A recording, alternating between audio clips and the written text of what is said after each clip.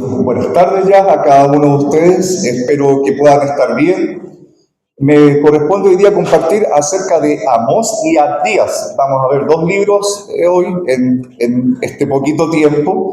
Y bueno, no sé si la gran mayoría de ustedes saben, pero durante este mes las iglesias cristianas tradicionales celebran o recuerdan lo que es el mes de la Reforma.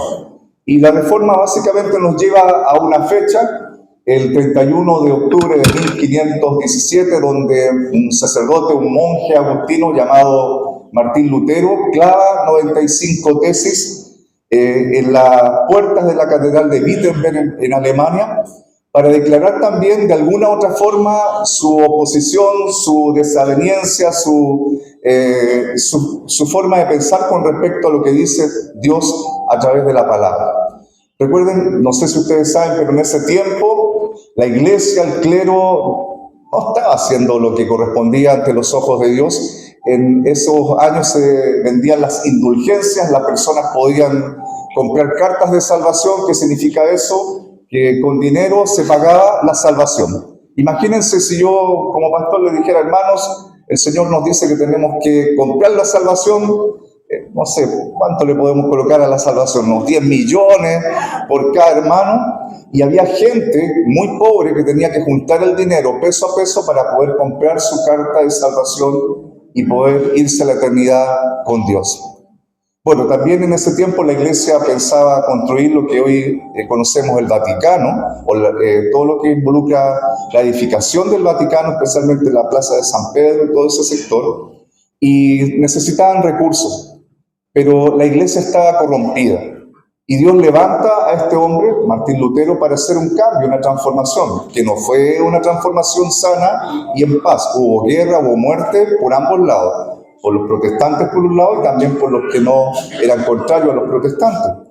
El tema, hermanos, es que Dios a lo largo de la historia ha tratado de volver a su pueblo a lo que es el enfoque original que Él quiere darle a su reino, a sus hijos, a su pueblo, a sus hijos e hijas. Entonces es importante entender que en estos pasajes que vamos a tratar de ver hoy día, básicamente el Señor también está tratando de llevar al pueblo a lo que es la justicia y también la restauración.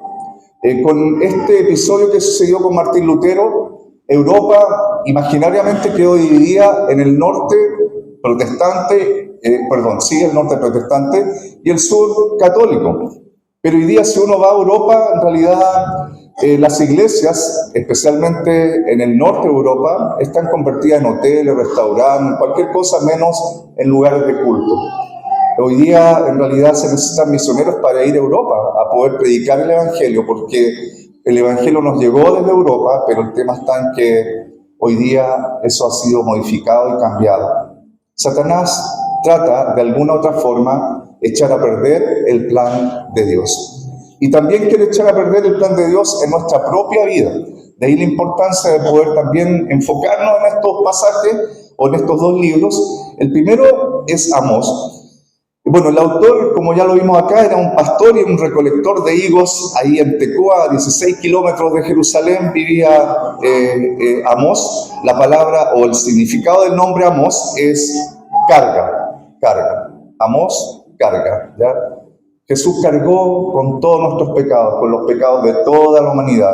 Y Dios le entregó a Amós una carga especial para poder ir y poder hablar también con los sacerdotes de Israel, porque las prácticas que estaban llevando a cabo no eran correctas ante los ojos de Dios. Dios llama a Amós para poder también hacer ver a Israel las injusticias sociales y la adoración falsa en Israel. Piensen que Dios sacó y libertó al pueblo de Israel desde Egipto, como cuando estaban esclavos. Y en este tiempo, estamos hablando del año 760 más o menos antes de Cristo, Amós ve exactamente lo mismo. La gente rica estaban de alguna u otra forma esclavizando a los más pobres. Se estaban abusando y de alguna u otra forma se estaban engordando. Los mismos sacerdotes estaban haciendo todo lo contrario ante los ojos de Dios. Recuerden que este es el tiempo donde está reinando Jeroboam II. Y Jeroboam fue próspero, o sea, su reino fue próspero desde el punto de vista material o económico. pero espiritualmente el pueblo de Dios se contaminó.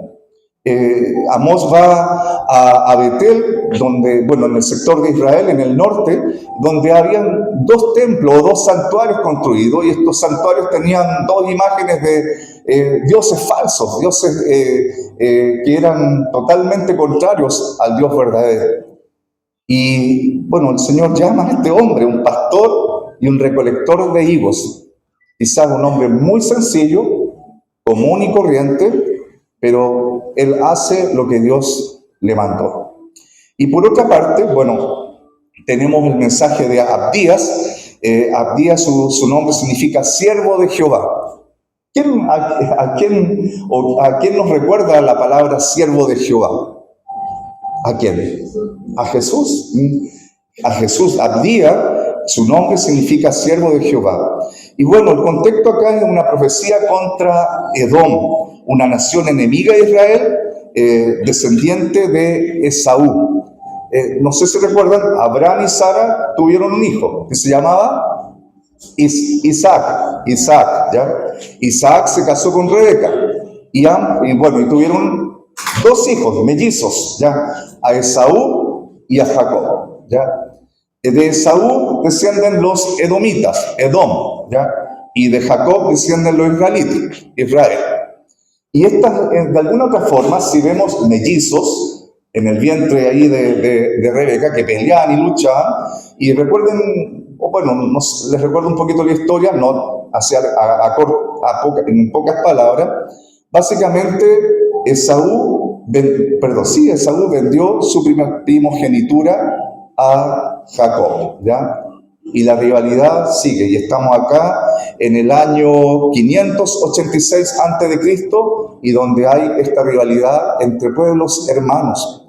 Los edomitas vivían al otro lado del Mar Muerto, y vivían, como bien se dijo por acá, vivían en las montañas, ¿ya?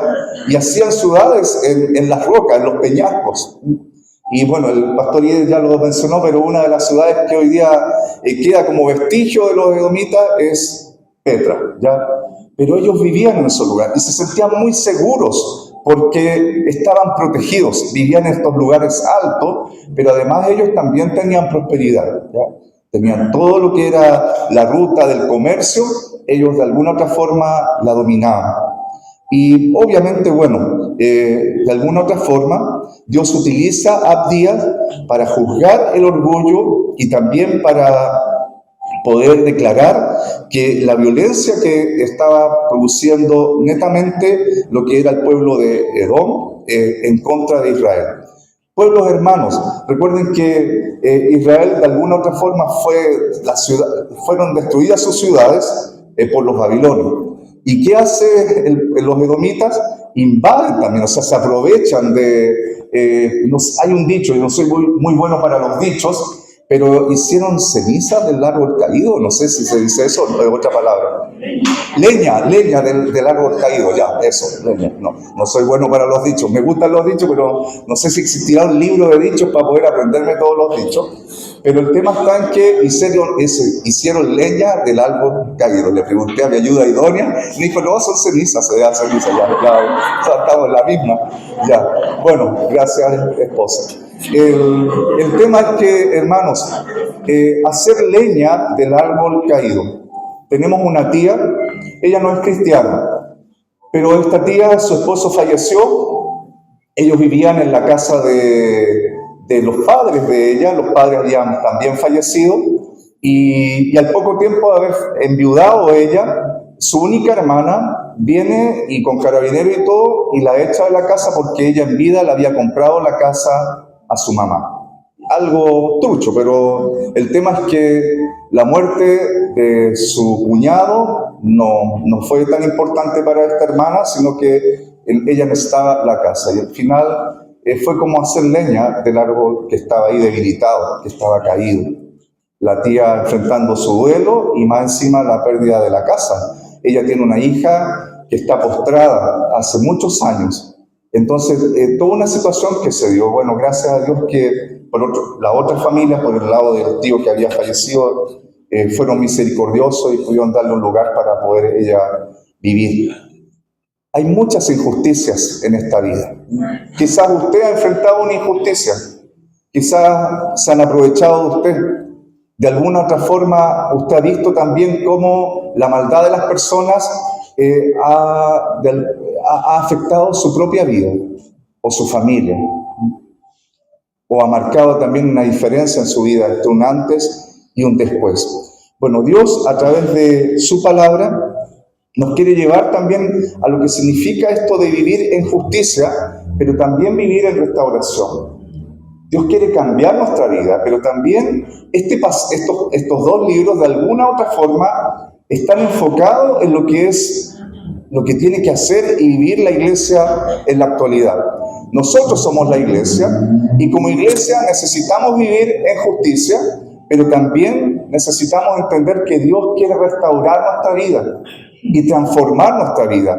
Ningún creyente puede decir yo soy así, Dios me aceptó y así voy a vivir y así voy a morir. No, Dios quiere hacer cambios profundos en cada uno de nosotros. Si somos injustos, Dios quiere que seamos justos. Si vivimos en pecado, Dios quiere que vivamos en santidad. Si hacemos lo contrario a la voluntad de Dios, Dios quiere que vivamos de acuerdo a la manera y al propósito que Él quiere para cada uno de nosotros. De ahí la importancia de que busquemos al Señor día tras día. Si no buscamos a Dios, lo más probable es que vamos a caer quizás en los mismos pecados que están de alguna u otra forma evidenciando Amós y Abdías. Miren, vamos a compartir las lecturas bíblicas de ambos libros y la voy a poder leer. Bueno, vamos a hablar ahí. El primero es Amós, capítulo 5, versículos 21 al 24. Aquí hay una pequeña síntesis. Abominé vuestras solemnidades, y no me complaceré en vuestras asambleas. Y si me ofreciereis vuestros holocaustos y vuestras ofrendas, no los recibiré, ni miraré a las ofrendas de paz de vuestros animales engordados. Quita de mí la multitud de tus cantares, pues no escucharé las alabanzas de tus instrumentos. Pero corra el juicio como las aguas y la justicia como impetuoso arroyo. Corra el juicio como las aguas y la justicia como impetuoso arroyo. O sea, esto es devastador. Que Dios le diga a su pueblo que no va a recibir sus ofrendas, que no va a escuchar sus alabanzas, que no, de alguna u otra forma, los cánticos de las multitudes no los va a escuchar,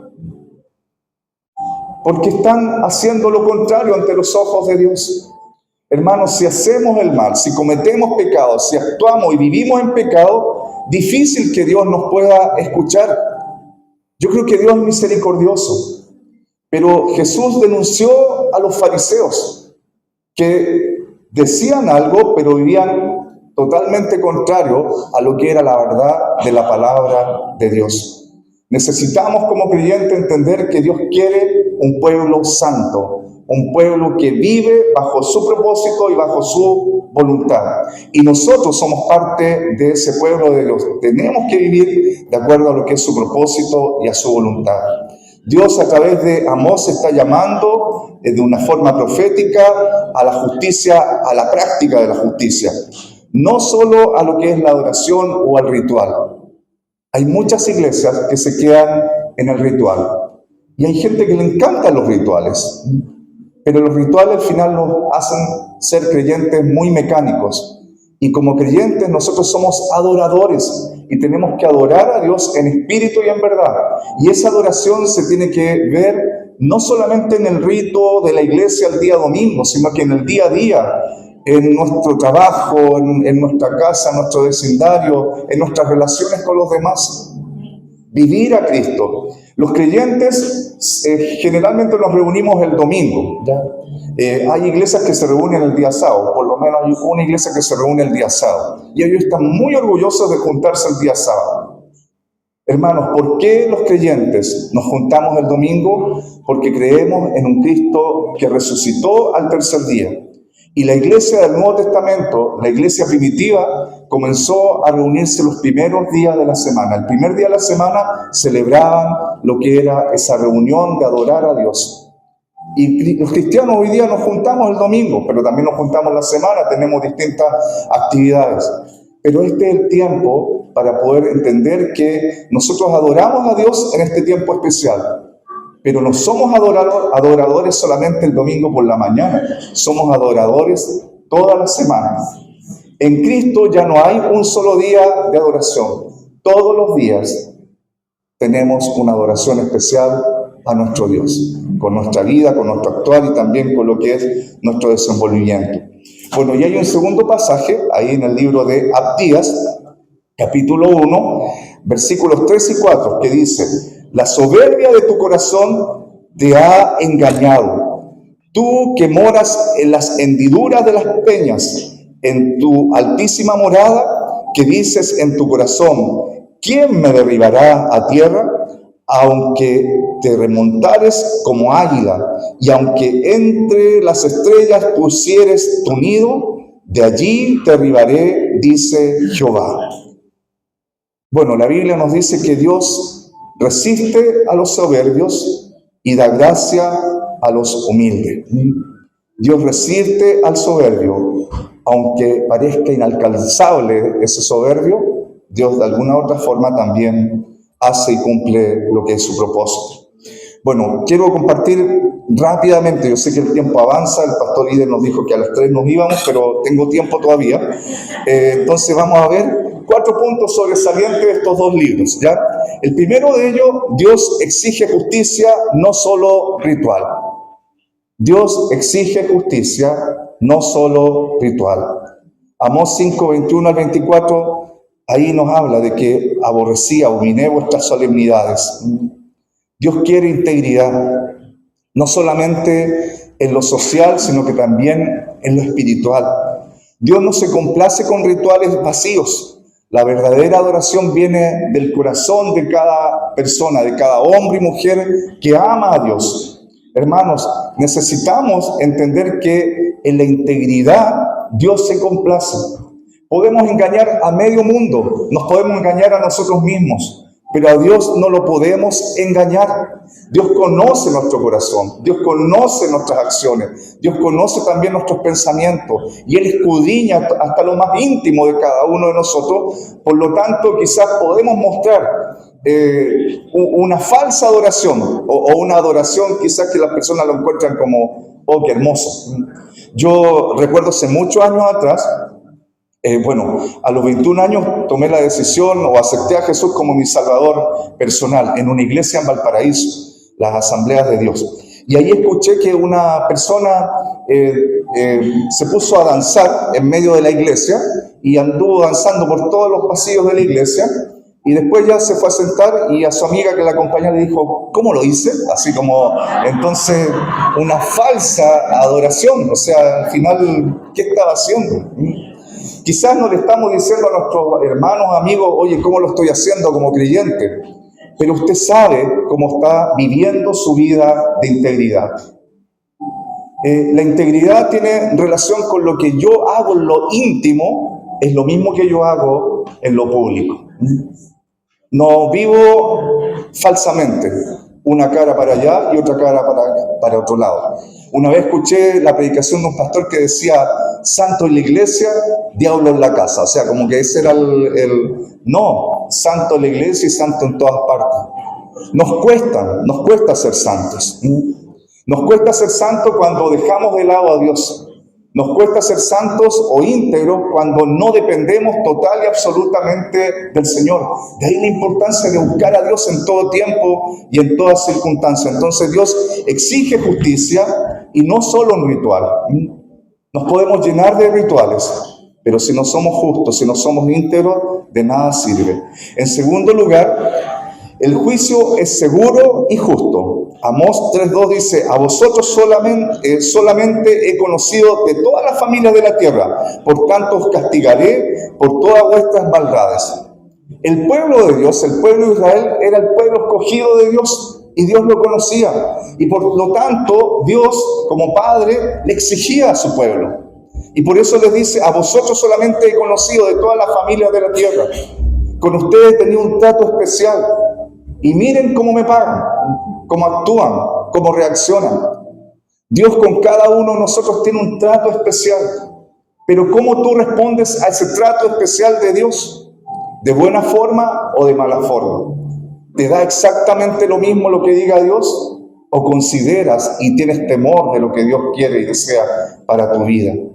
Yo creo que es importante entender que Dios nos está pidiendo que seamos un pueblo conforme a su voluntad. Nadie está exento del juicio de Dios, ni el mundo, ni tampoco los creyentes. A veces pensamos por ser creyentes tenemos privilegios. Nos podemos quizás dar algunos privilegios. Hermanos, al que más se le da, más se le va a demandar. Y tenemos conocimiento del Señor, por lo tanto, debemos depender total y absolutamente de Él en todo tiempo y en toda circunstancia. Nadie está exento del juicio divino. La fidelidad es necesaria, ¿ya? Tanto en Israel, en Amós, como en Edom, con Abdías. Ambos enfrentan juicio por su pecado, pero Dios actúa con justicia. Yo no quiero ahondar en lo que es el juicio de Dios. Yo quiero ahondar en lo que es la misericordia y la restauración del Señor. En la prédica que tuve la vez anterior, mi hija mayor me llamó la atención, me dijo, papá, el ejemplo que diste no fue muy bueno, ya. Pero con respecto a la restauración, que dije a las dueñas de casa, ¿qué le gustaría cambiar? Bueno, Dios quiere restaurar nuestra vida. Y nuestra vida necesita cambios, ¿verdad? Usted no puede decir, yo hasta hoy, 12 de octubre, estoy súper bien en las cosas del Señor, ¿ya? No necesito más, no. Necesitamos de Dios y yo creo que hay más de Dios para cada uno de nosotros. Hay más del Señor para tu vida, para mi vida. Pero importante el poder entender que el pueblo de Dios tiene que hacer lo que es correcto ante los ojos del Señor, ¿ya? Es importante también ser fiel al Señor en todo tiempo y en todo momento, ¿ya? En tercer lugar, el orgullo, y aquí vamos a caer en algo que quizás, no sé, por si acaso yo no sé nada de ustedes, nadie me ha hablado de orgullosos dentro de la iglesia ni nada de eso, pero el orgullo precede a la caída. Cuando una persona cae es porque el peso también del pecado del orgullo, de alguna otra forma, afecta tanto que cae. Miren, en Abdías capítulo 1, versículos 3 y 4, la Biblia dice, la soberbia de tu corazón te ha engañado, tú que moras en las hendiduras. Esto tiene que ver con los edomitas, ya en las peñas. Ellos se sentían seguros, están bien. Yo no sé en qué se basa tu seguridad. ¿En qué está enfocada tu seguridad? Hace un tiempo atrás me llegó de la AFP de estos correos que envían y decían, si usted sigue cotizando como lo ha hecho fielmente hasta ahora, su pensión va a ser de 330,000 pesos mensuales. Y yo dije, no, de eso no sé cómo voy a vivir, pero bueno, ¿en quién confío? ¿En lo que la AFP me va a dar cuando jubile? ¿En quién confiamos nosotros? Algunos confían en el poder adquisitivo que tienen, en el título, en la inteligencia, en el trabajo que tienen. Yo he escuchado a personas que dicen, no, que él trabaja en las minas, o sea, tienen plata, ya. Pero el tema está en que, usted es profesor, ya, ok, ya, déjeme hasta ahí nomás, ya, de alguna otra forma, ya.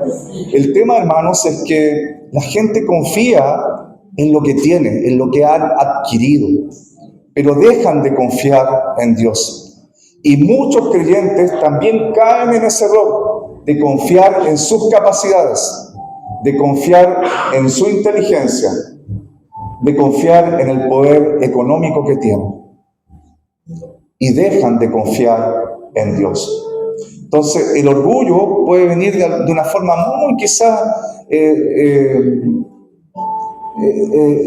sin importancia, así como que sutilmente, gracias hermana Betty, muchas gracias, ¿ya? Pero también existen soberbias nacionales. Eh, bueno, aquí está el pastor, pero Estados Unidos, no sé, ¿a qué le gustaría ser norteamericano? O sea, ser norteamericano, ser quizá una de las potencias del mundo, sentirse orgulloso.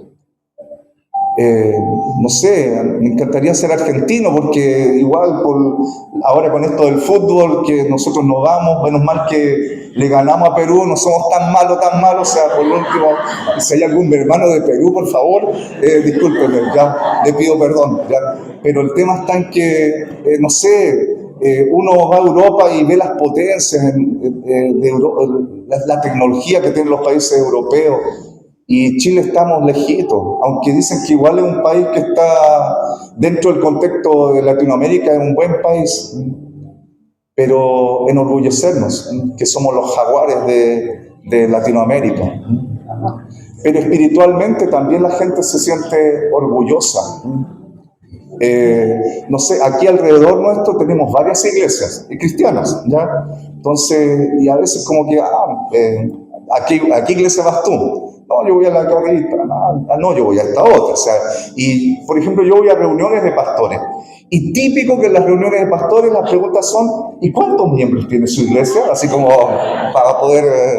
una vez llegó un chico de 26 años y dijo, yo soy el obispo de la iglesia tanto, el obispo de la iglesia, 26 años ya.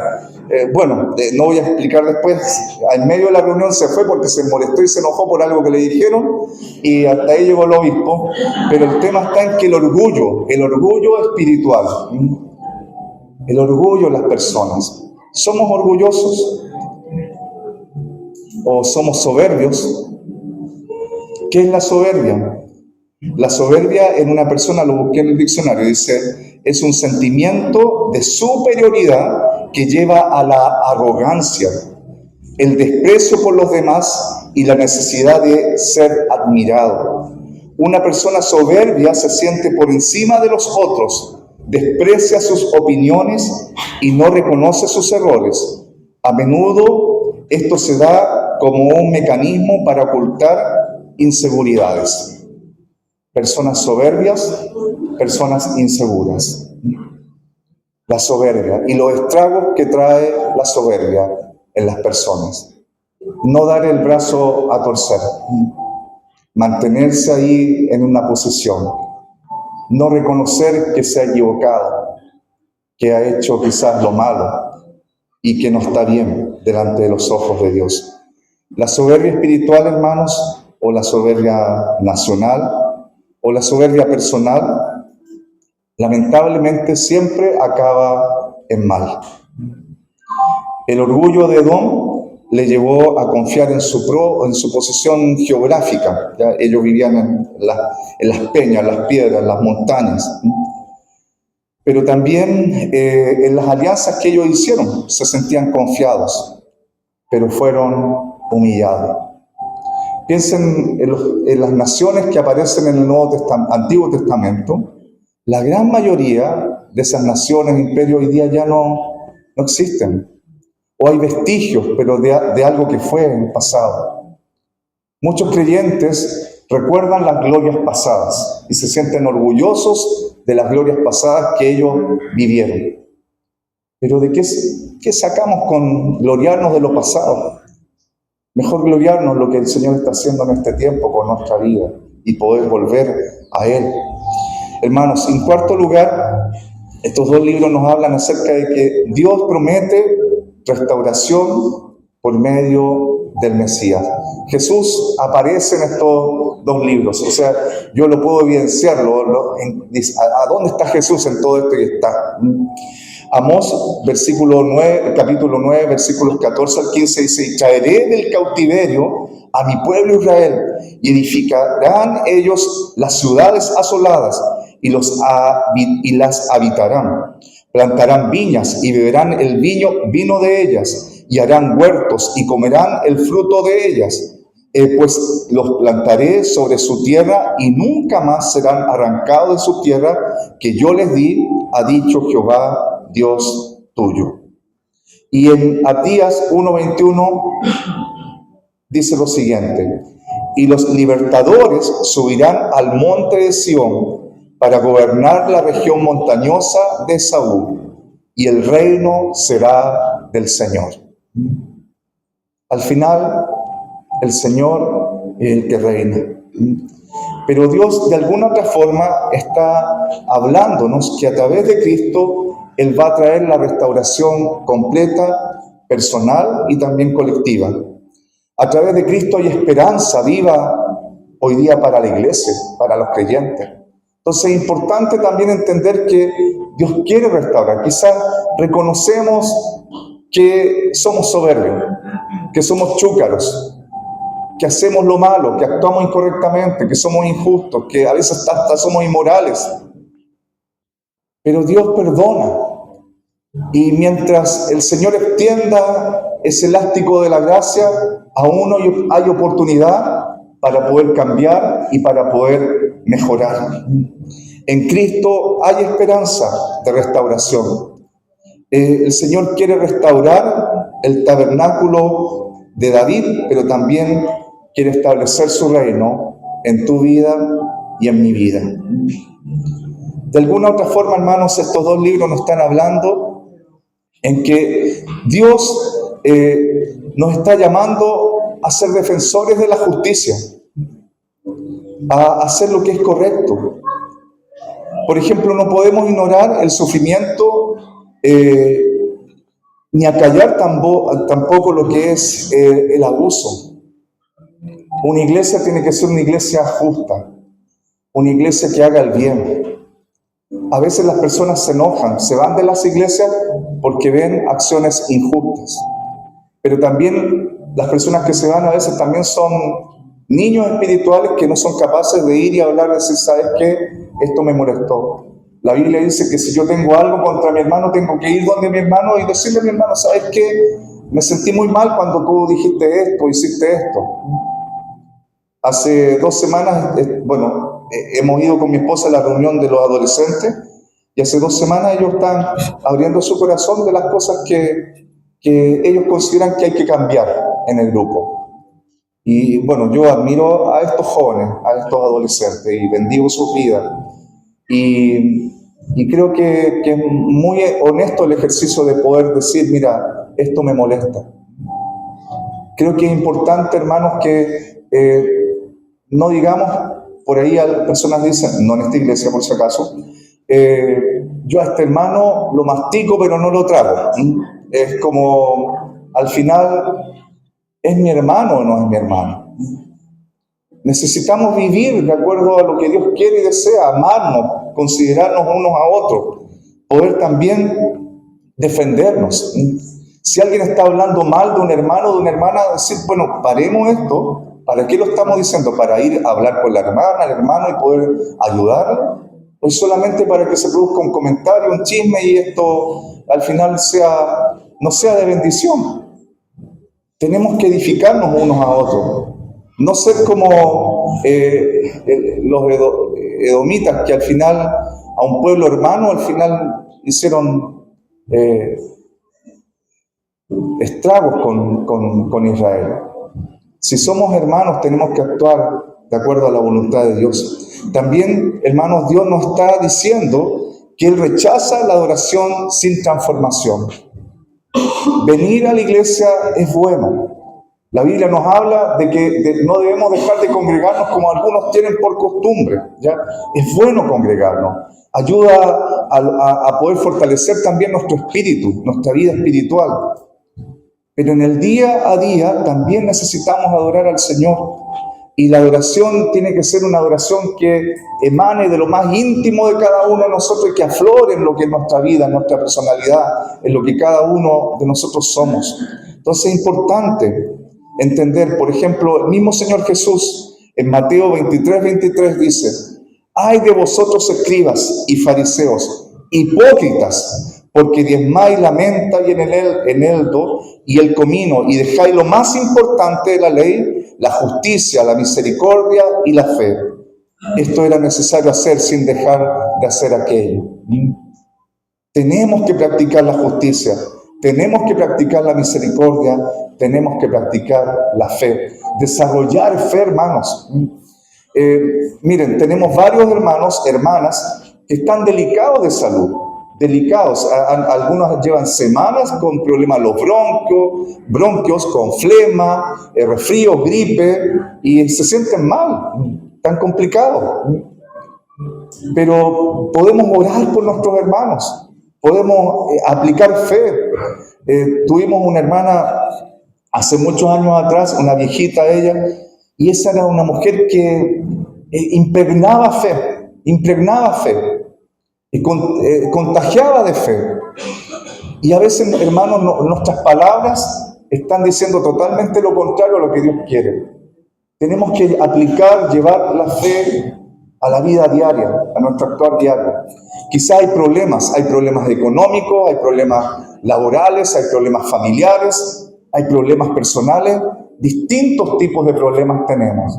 Pero apliquemos fe, confiemos en el Señor, declaremos que el Señor tiene el poder para hacer cambios y transformaciones en nuestra propia vida. También, hermanos, Dios a través de estos dos libros nos está diciendo que la humildad precede a la restauración. Dios resiste a los soberbios, da gracia a los humildes. Y en 1 de Pedro 5 y 6 dice: humillaos pues bajo la poderosa mano de Dios, para que Él os exalte cuando fuere el tiempo. Pero también en 2 de Crónicas, yo sé que este pasaje la mayoría lo conoce, 2 de Crónicas 7:14 dice: si se humillare mi pueblo, sobre el cual mi nombre es invocado, y oraren, y buscaren mi rostro, y se convirtieren de sus malos caminos, entonces yo oiré desde los cielos, y perdonaré sus pecados, y sanaré su tierra. Si se humillare mi pueblo. Menos mal que no estamos en Argentina para decirle, hermanos argentinos, tienen que humillarse, porque como que es típico que los argentinos son más orgullosos. ¿Es fácil humillarse? ¿Es fácil pedir perdón? ¿Es fácil reconocer que no hemos equivocado? Para mí no es fácil. Para mí no es fácil. Una vez, yo recuerdo cuando era joven, mi mamá me dijo: eres igual al indio de tu padre. O sea, mi papá era un indio, no lo conozco, pero no sé, no dar el brazo a torcer. Y hermano, eso nos juega chueco en nuestra vida. No humillarnos, no reconocer, no pedir perdón. Y somos hijos de Dios, y somos creyentes. Dios anda buscando a hombres y mujeres comunes y corrientes que puedan hacer su voluntad. Y tú y yo somos esas personas, pero tenemos que dar esa libertad al Señor para que Él se mueva en nuestra vida, esa apertura para que Él haga esos cambios y esas transformaciones. Por último, hermanos, Dios nos dice que Jesús es el Salvador y Rey prometido. A través de estos pasajes de ambos libros encontramos, por un lado, que Jesús está presente en ambos libros. Ambos profetas están declarando a Jesús. Quizás hoy día, hermanos, hay muchas barreras que pueden separarnos. La Biblia dice en Efesios capítulo 2, versículo 14 al 16, porque Él es nuestra paz, Jesús es nuestra paz, que de ambos pueblos hizo uno. Ambos pueblos, estoy hablando de, por un lado, quizás hoy día podríamos decir el Israel físico, quizás, y el Israel espiritual. Pero también podríamos decir los edomitas y el Israel antiguo. De ambos pueblos que estaban separados, hizo uno, derribando la pared intermedia de separación, para crear en sí mismo de los dos un solo y un nuevo hombre, haciendo la paz. Jesús es el restaurador, el que hace la paz, el que permite que tú y yo podamos vivir en paz. Pero también Él derribó la pared intermedia que nos separaba. En una iglesia a veces hay muchas separaciones. Yo no sé si todos conocen los nombres de nuestros adolescentes. ¿Se conocen los nombres de todos los adolescentes? ¿Sí? ¿No? Sí. Algunos no. Yo estoy en una campaña de aprenderme los nombres de cada uno de ustedes, porque igual no es fácil de un día para otro aprenderme y los domingos, pero ya me sé hartos nombres. Yo creo que más del 50% me sé de los nombres, ¿ya? Por favor, no me diga al final del culto cómo me llamo yo, porque posiblemente no voy a recordar, pero sí creo que conozco a varios, ¿ya?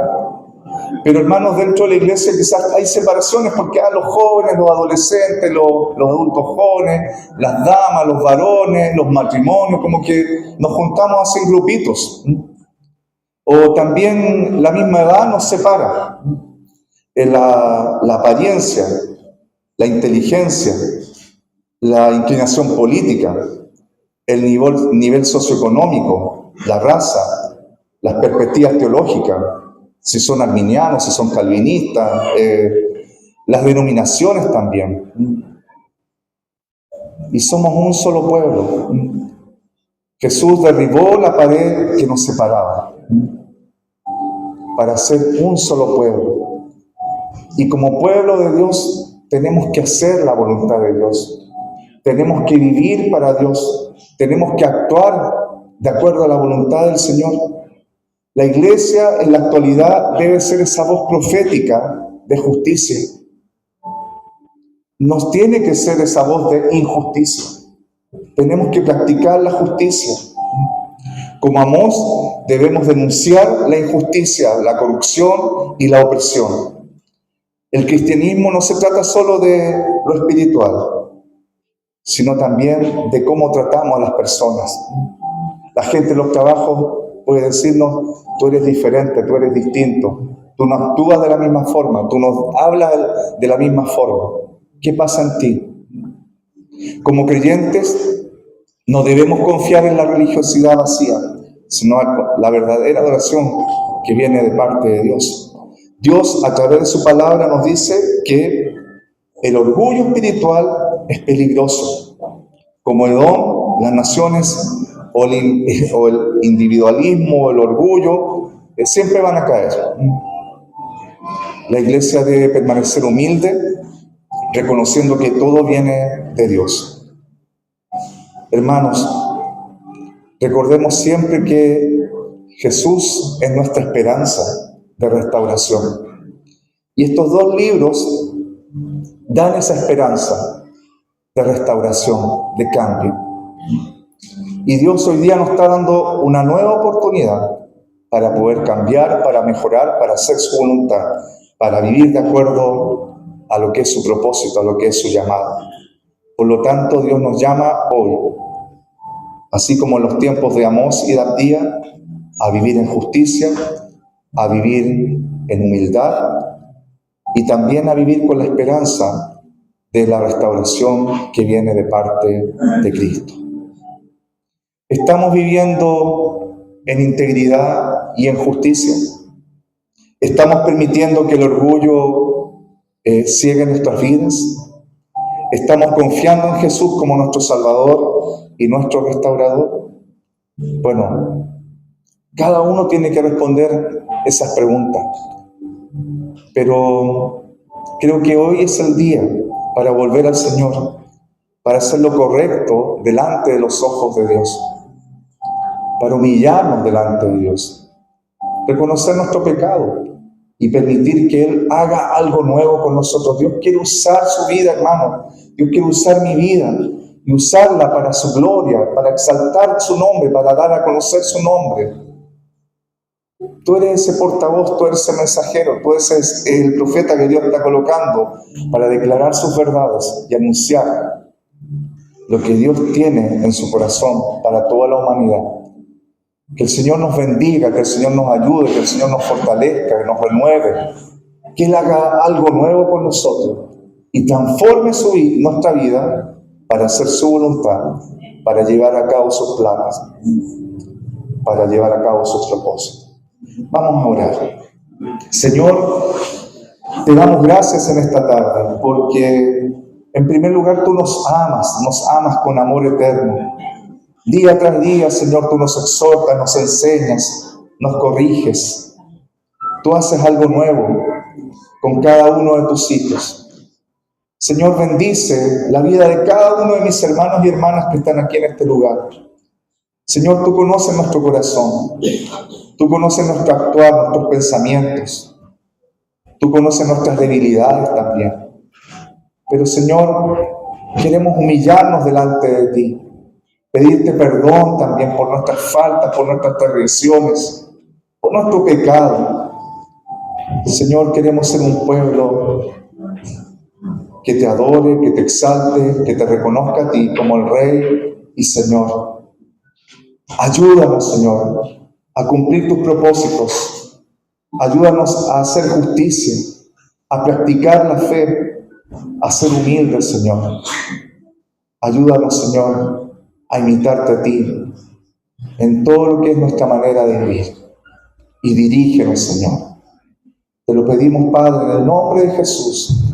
Y, Señor, en forma especial yo quiero pedir por la restauración de la salud de hermanas y hermanos que están delicados en este momento. Hoy día no está el hermano Hugo, pero hay varios hermanos que sí están acá y delicados de salud. Señor, esas congestiones nasales, Señor, esas flemas, esos problemas de sus bronquios, Señor, en los pulmones. Señor, trae la restauración y la sanidad sobre cada uno de aquellos que están delicados de salud. Señor, tú eres el Dios sanador y tú cargaste con todas nuestras enfermedades, con todas nuestras dolencias, y te pedimos, Padre, que tú hagas algo nuevo, que restaures la salud de aquellos que están delicados, en el nombre de Jesús. Y, Señor, a los demás, restáuranos también, Señor. Restaura nuestra vida, transforma nuestra vida, transfórmala para ti. Te lo pedimos en el nombre de Jesús. Amén. Amén.